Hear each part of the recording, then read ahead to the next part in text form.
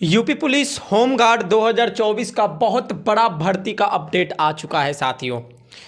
तो सबसे पहले मैं अनूप प्रसाद आप सभी लोगों का स्वागत करता हूं आप ही लोगों का official YouTube channel future career foundation पे। चैनल पे नए हैं तो चैनल को सब्सक्राइब जरूर करिएगा। आज के इस वीडियो में हम लोग जानने वाले हैं उत्तर प्रदेश पुलिस होमगार्ड का जो भर्ती 2024 का अपडेट आया है उसका पोस्ट कितना है, एलिजिबल क्राइटेरिया क्या है, मेल और फीमेल दोनों ही आवेदन कर सकते हैं, एज लिमिट का डिमांड कितना है, फिजिकल स्टैंडर्ड का क्या क्राइटेरिया मांगा गया है, सारा चीज़ आज के इस वीडियो में बताने वाला हूं। तो चलिए सीधा सीधा वीडियो को शुरू करते हैं। सबसे पहले हम लोग यहां बात करने वाले हैं कि यूपी पुलिस होमगार्ड का जो 2024 साल का भर्ती आने में इतना देर हुआ, आने में इतना डिले हुआ, आखिर क्यों?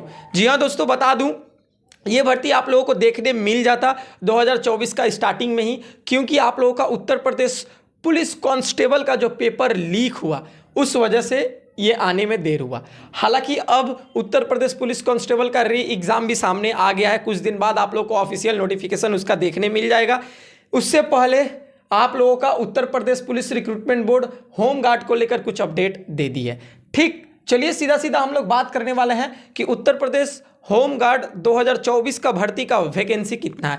दोस्तों बहुत बड़ा वैकेंसी है, सीधे सीधे आप लोग बोर्ड पे देख पा रहे हैं 38,000 प्लस। दोस्तों 38,000 से भी ज़्यादा वैकेंसी होने वाला है।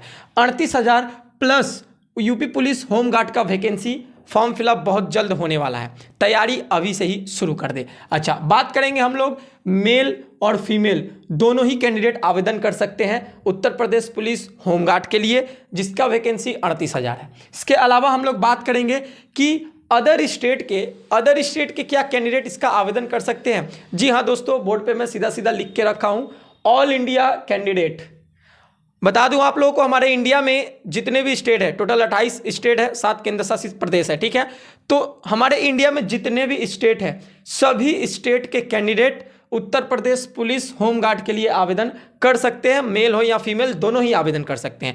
ऐसा नहीं है कि इसका आवेदन ओनली फॉर उत्तर प्रदेश के स्टेट के कैंडिडेट ही कर सकते हैं, नहीं। अगर आप लोग वेस्ट बंगाल से हैं, बिहार से है, झारखंड से है, उड़ीसा से है, तो सभी जगह से आप लोग आवेदन कर सकते हैं। चलिए आगे बढ़ते हैं। यहाँ पर नेक्स्ट मुद्दा हम लोग देखेंगे एज लिमिट। पहले इसका पिछला बार जो रिक्रूटमेंट हुआ था होमगार्ड का, उसमें एज लिमिट 18 साल से लेकर 40 साल तक का डिमांड किया गया था, लेकिन इस बार 18 साल से 45 साल तक मिलने वाला है। अभी तक SC ST का एज रिलैक्सेशन में छूट मिलेगा कि नहीं, OBC का मिलेगा कि नहीं, वो अपडेट नहीं है, लेकिन 18 से 45 साल तक के कैंडिडेट होमगार्ड के लिए आवेदन कर सकते हैं। मुझे नहीं लगता कि अब इसमें एज रिलैक्सेशन चाहिए भाई। 45 साल मतलब सोच रहे हैं, और 5 साल के बाद नॉर्मली आप लोग एक एक्सपायर्ड के तरफ बढ़ जाइएगा। तो 18 साल से 45 साल तक के कैंडिडेट इसका आवेदन कर सकते हैं उत्तर प्रदेश पुलिस होमगार्ड का। चलिए आगे बढ़ेंगे। हम लोग क्वालिफिकेशन का डिमांड देखेंगे कितना किया गया है।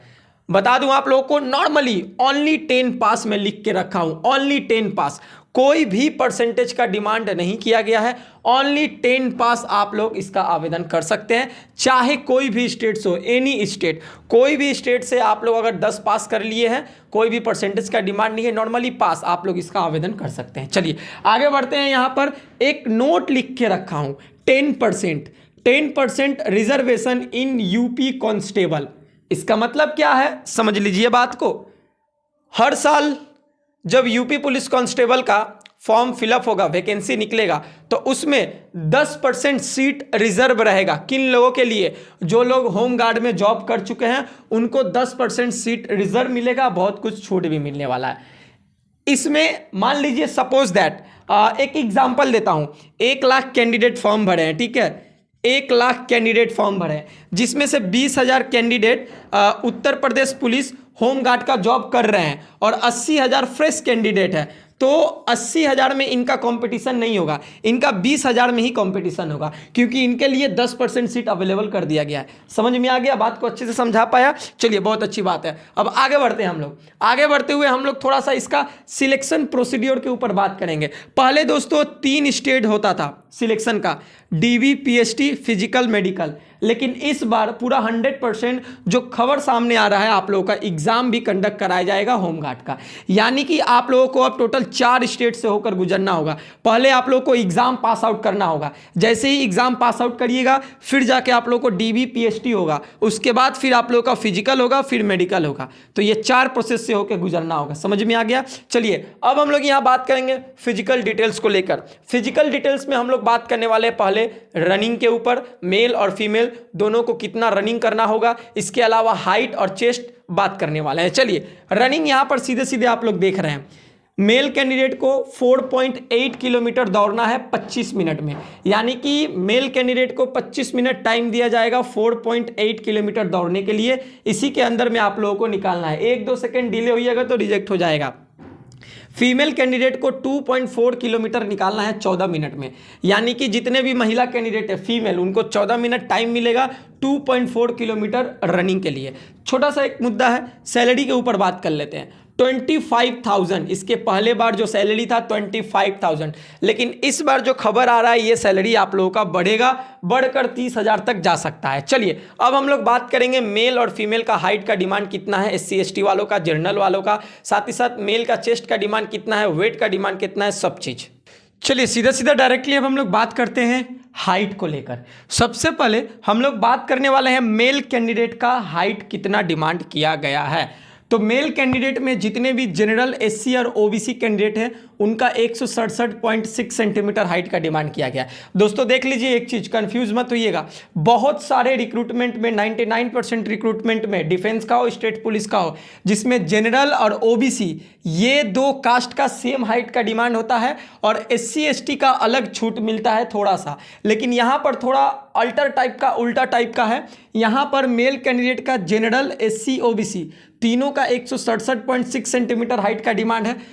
ओनली फॉर ST कैंडिडेट जो लोग हैं उनका 160 सेंटीमीटर हाइट का डिमांड है। और जितने भी हिल स्टेशन एरिया से बिलोंग कर रहे हैं, दार्जिलिंग होता है, कलिम्पोंग होता है, जितने भी hill station, state hill station area से कैंडिडेट अप्लाई कर रहे हैं उनका 162.6 सेंटीमीटर हाइट का डिमांड किया गया है। अब वो चाहे जनरल कास्ट वाले हो, चाहे SC हो, चाहे ST हो, चाहे OBC हो। समझ में आ गया? अब हम लोग यहाँ हाइट का बात करने वाले हैं फीमेल कैंडिडेट का। फीमेल कैंडिडेट में जितने भी general, SC OBC, female candidate में जितने भी जनरल, SC OBC कैंडिडेट है, ये तीनों कास्ट वालों का हाइट 152 सेंटीमीटर का डिमांड किया गया है। और ओनली फॉर ST वालों को 147 सेंटीमीटर का डिमांड किया गया है। जितने भी हिल स्टेशन वाले फीमेल कैंडिडेट है उनको 147 सेंटीमीटर हाइट का डिमांड किया गया है। समझ में आ गया? चलिए आगे बढ़ते हैं। चेस्ट ओनली फॉर लड़कों का डिमांड किया जाता है, जिसमें नॉर्मल चेस्ट का डिमांड है जनरल, SC OBC वालों को 78.8 सेंटीमीटर, ST वालों को 76.5 सेंटीमीटर और हिल स्टेशन वालों को 76.5 सेंटीमीटर, चाहे कोई भी कास्ट के हो। समझ में आ गया? चलिए चेस्ट अब एक्सपेंशन फुलाकर जनरल, SC OBC वालों को 83.8 सेंटीमीटर, ST वालों को 81 सेंटीमीटर और जितने भी हिल स्टेशन एरिया के कैंडिडेट है उनको 81.5 सेंटीमीटर। समझ में आ गया? चलिए अब सारा चीज बता दिया हूं, अब सस्पेंस खत्म करता हूं कि इसका आवेदन ऑनलाइन आप लोगों का कब से फॉर्म फिलअप चालू होगा। सबसे पहले बता दूं अभी ऑफिशियल अनाउंसमेंट नहीं हुआ है, बहुत जल्द आप लोगों को ऑफिशियल अनाउंसमेंट हो जाएगा, नोटिस देखने मिल जाएगा। लेकिन सूत्रों के हवाले से और जो खबर मिल रही है, आप लोगों का expected online form fill up date जुलाई से चालू होगा। जुलाई मंथ मिड से कभी भी चालू हो सकता है, अगस्त तक चलने वाला है। समझ में आ गया? तो सारा जानकारी आप लोग को अच्छे तरीके से बता दिया हूं। तो चलिए इन्फॉर्मेशन कैसा लगा कमेंट सेक्शन में कमेंट करके जरूर बताइएगा। ठीक, और भी अधिक जानकारी पाने के लिए चैनल को सब्सक्राइब करके रखिएगा। और मेरे से अगर डायरेक्टली बातें करना चाहते हैं, पूछताछ करना चाहते हैं, तो मेरा इंस्टाग्राम आईडी का लिंक नीचे डिस्क्रिप्शन बॉक्स में दे दिया हूं, जाकर मेरे इंस्टाग्राम आईडी को फॉलो करें, DM करें, मैसेज करें, संग संग आप लोगों को रिप्लाई पहुंचा दूंगा। तो चलिए मिलेंगे नेक्स्ट वीडियो में कुछ नए टॉपिक के साथ, कुछ नए अपडेट के साथ। तब तक के लिए आज का मेरा पूरा वीडियो देखने के लिए थैंक यू। जय हिंद, जय भारत, वंदे मातरम।